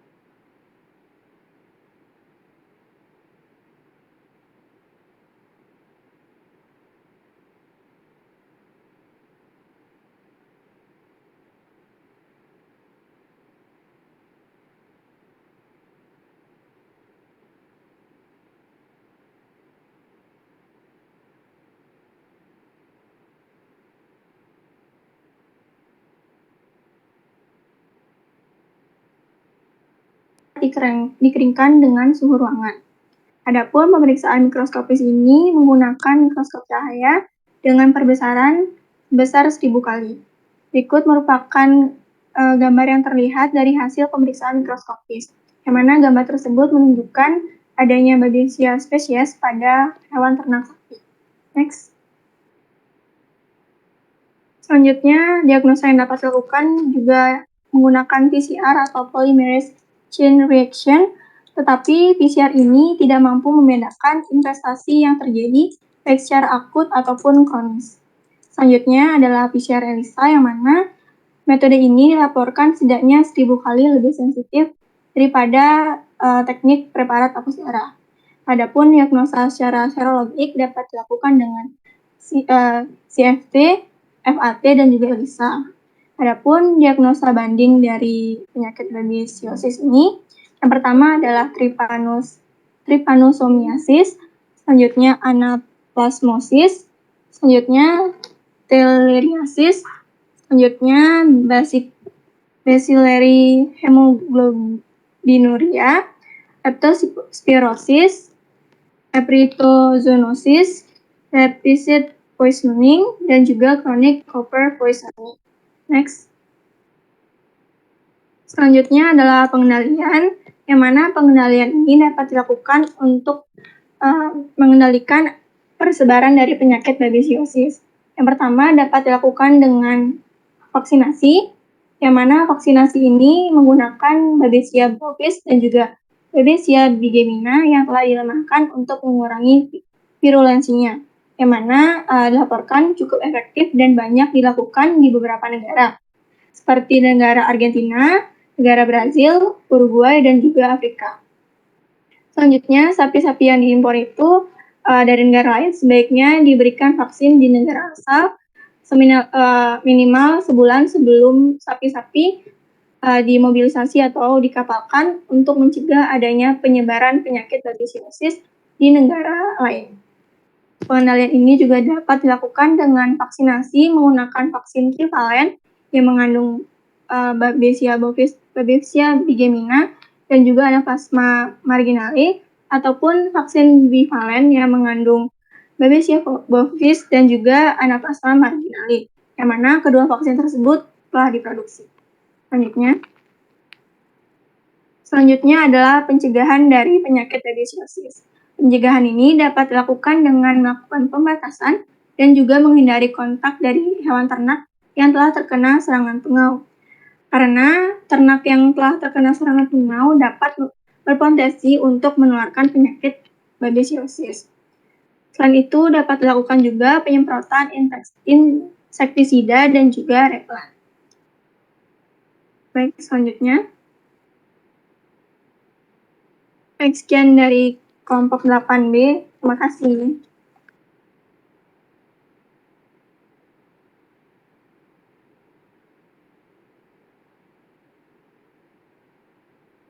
Oke, itu sudah presentasi sudah dilakukan. Mungkin untuk peserta yang lainnya mungkin masih ada hal-hal yang perlu kita diskusikan bersama mengenai pemahaman terhadap penyakit babesiosis. Silakan, ada yang masih belum paham atau perlu pemahaman lebih lanjut, silakan. Karena waktunya masih cukup lagi 15 menit.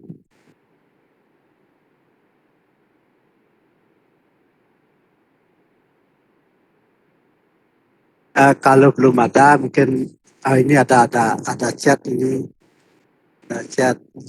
Putri Utami menyatakan disebabkan oleh berbagai jenis babesia yang berbeda. Apakah perbedaan spesies babesia ini menimbulkan gejala klinis yang berbeda juga?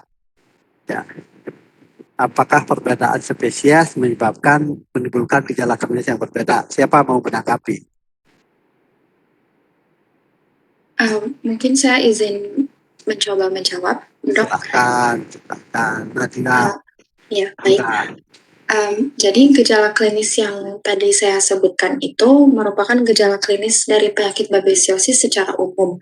Tapi contoh perbedaannya itu seperti misalnya babesiosis yang disebabkan oleh Babesia bigemina, hewan penderita akan mengalami hemoglobin Repot. Ya, itu yang lebih akut, tapi demamnya juga lebih rendah. Tapi meskipun begitu, biasanya ditemukan kasus yang disebabkan Babesia bigemina yang anemianya terjadi secara cepat, kemudian kematiannya juga terjadi cepat. Jadi karena gejala klinisnya itu sebenarnya sama aja, cuman penyebarannya itu beberapa yang disebabkan oleh spesies tertentu lebih cepat. Jadi mungkin yang bisa kita lakukan adalah pendeteksian penyakit yang lebih dini sehingga kita dapat melakukan pengendalian dan pencegahan yang lebih efektif juga. Seperti itu. Oke, begitu jawabannya sudah benar, begitu sudah benar. Tetapi sebelumnya ini kepada Stephen, pertama itu hati-hati ya, itu untuk anak, hati-hatinya bagaimana? Pada saat pemaparan awal itu menjelaskan sebenarnya nggak perlu, itu sebenarnya salah aja. Kenapa? Karena di sana dipaparkan protozoa, ada protozoa darah yang disebabkan oleh nematoda, benar. Cacing nematoda, benar. Apa contohnya? Kan tidak nematoda ada di Dirobinariatis itu pada anjing. Ini kan Babesia pada sapi kan. Kemudian trematoda pada darah, ada enggak? Trematoda pada darah rasanya enggak ada. Apalagi di sana disebutkan ada kestoda gitu. Kestoda darah itu mungkin tidak ada gitu. Itu hati-hati nulisnya di sana. Nulisnya di sana. Kemudian juga saya tanggapi ini ketentuan Nanda ini itu mungkin kelewatan atau bagaimana kecepatannya, cara penanggulangannya dengan cara apa? Menghindari kontak dengan sapi yang terserang apa? Terinvestasi apa tadi? Izin jawab, Dok. Ya. Ada yang terinvestasi dengan caplak atau tungau. Oh ya, tadi ngomongnya tungau. Itu caplak dan tungau jauh beda itu. Ada bilang itu tungau tadi. Itu hati-hati. Itu bukan tungau, caplak. Tik dan mait itu beda. Ya, itu ada caplak. Itu prosesnya tadi caplak, tungau. Kemudian ada lagi.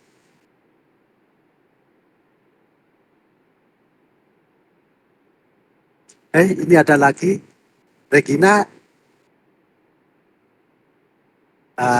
ini juga ada ditanyakan ini apa perbedaan antara vaksin bivalen dan vaksin trivalen untuk pencegahan babesiosis? Ya. Di sana kan sudah jelas dituliskan, dimengerti nggak apa perbedaan antara bivalen 2 dan trivalen 3 gitu. Siapa bisa menanggapi? Izin menanggapi, Dok. Silakan. Jadi untuk perbedaan antara vaksin trivalen dan juga vaksin bivalen itu, yang pertama untuk vaksin trivalen mengandung babesiosa Bovis dan juga Bigemina serta Anaplasma marginale. Sedangkan untuk vaksin bivalen itu mengandung Babesia bovis dan juga Anaplasma marginale. Selain itu, vaksin trivalen ini lebih direkomendasikan untuk jenis sapi Bosaurus, sapi pemacak, dan juga bibit atau sapi yang berasal dari daerah yang bebas dari caplak. Sedangkan untuk perbedaannya dengan vaksin bivalen ini lebih direkomendasikan untuk sapi yang berada di daerah terinfeksi dengan caplak. Oleh caplak apa oleh parasit?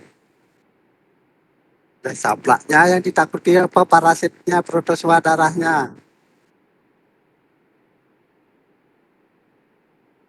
Oleh caplak loh. Oleh parasitnya, bukan oleh caplaknya, itu oleh parasitnya. Oke, itu karena apa? Karena maaf saja, ini pertanyaan itu ada di luar, gitu. Ini ada di luar, kita berpikir di luar negara kita sendiri. Sedangkan di negara kita sendiri cuma ada satu, yaitu Babesia bovis. Babes itu yang banyak. Sedangkan anaplasma sekarang sudah dianggap tidak begitu banyak lagi kasusnya. Mudah-mudahan terus lenyap, siapa tahu nanti datang lagi. Sehingga untuk daerah-daerah yang kasusnya masih banyak antara Babesia dan anaplasma, itu bisa memilih seperti jawabnya tadi, yaitu vaksin anaplasma digabungkan, jadi anaplasma dan Babesia, atau ada kasusnya di suatu daerah cuma ada kasus Babesia saja tanpa anaplasma, janganlah melakukan vaksinasi dengan bivalen. Gunakan saja yang bivalen, yaitu Babesia saja. Untuk itu tergantung pada daerahnya masing-masing, kan daerah kita. Itu maksudnya pemberian vaksin kan itu untuk mencegah pada kasus yang ada di suatu daerah. Seperti kita di Bali, Babesia nggak ada, anaplasma nggak ada, apa perlu vaksinasi? Ya nggak perlu. Tergantung kebutuhan masing-masing. Kemudian juga ini ada dari Purnasari 066, dia bertanya, tadi dikatakan bahwa kasus babesiosis juga dapat menyerang pada manusia. Spesies dari Babesia apa saja yang biasanya menyerang menginfeksi manusia? Ya, oke. Siapa mau menjawab? Kalau salah Stephen tadi itu. Izin menjawab, Dok. Silakan. Karena kamu punya ngomongnya tadi itu memancing pertanyaan ke kamu. Iya, Dok. Ya. Jadi yang diketahui sejauh ini terdapat 3 spesies Babesia yang dapat menginfeksi darah manusia. Yang pertama itu ada Babesia microti yang berasal dari hewan-hewan pengerat. Yang kedua Babesia bovis dan Babesia divergens yang berasal dari hewan-hewan ternak. Begitu. Itu jadinya ini ingat, ini penyakit protozoa darah itu ditularkan oleh caplak. Jadinya caplak itu tidak host spesifik. Jadinya dia bisa menghisap siapa saja yang ada di dekatnya yang memiliki darah, itu juga dihisap. Itu kemungkinan besar protozoa darah itu juga akan menular ke baik pada hewan dan manusia. Menunggu itu fasenya berapa kali. Kalau sekali dia menghisap manusia belum terinfeksi, mungkin pada yang telah terhisap oleh caplak yang infektif beberapa kali, sehingga salah satu dari Babesia itu akan bisa hidup pada tubuh manusia. Itulah karena ini penyakit yang juga berpikir bahwa mengapa saya bisa tidak hidup di sana. Gitu. Dia akan juga berkembang menyesuaikan diri untuk bisa hidup pada suatu tempat yang lain. Itu harus dipahami juga. Karena apa? Karena sekarang sudah banyak sekali penyakit-penyakit yang dulunya termasuk ini kan yang kita ditakuti sampai kan virus corona kan, dicurigai itu kan virusnya berasal dari kelelawar kan. Yang dulunya bisa hidup pada kelelawar saja, dan sekarang sudah bisa hidup pada manusia ya begini. Selama 3 tahun kita tidak bisa bertemu secara langsung gitu. Hati-hati, karena itu mikroorganisme itu akan kemungkinan besar akan menular, itu semuanya bersifat zoonosis. Karena sekarang saja setelah terbukti Ascaris suum, Toxocara, Ascaris suum pada babi, Toxocara pada anjing kucing, itu sudah bisa menginfeksi manusia. Sedangkan Ascaris pada manusia itu sekarang sudah tidak ada lagi seharusnya. Karena semuanya sudah memiliki jakban atau WC. Telur cacingnya ada pada WC. Sedangkan anjing, kucing, babi itu masih telanjang. Sehingga fesesnya berserakan di mana-mana atau dipakai pupuk, nanti pupuknya pupuk kotoran babi gitu. Dibawa ke kota pakai di pot, kemudian kita memupuk tanaman, kemudian tangan kotor, makan makanan yang terkena juga. Itu ternyata sekarang itu bukan Ascaris yang disebabkan oleh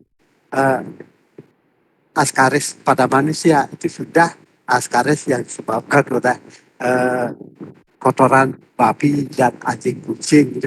Itu sudah biasa itu. Dan saja itu penyakit-penyakit yang lain akan demikian juga.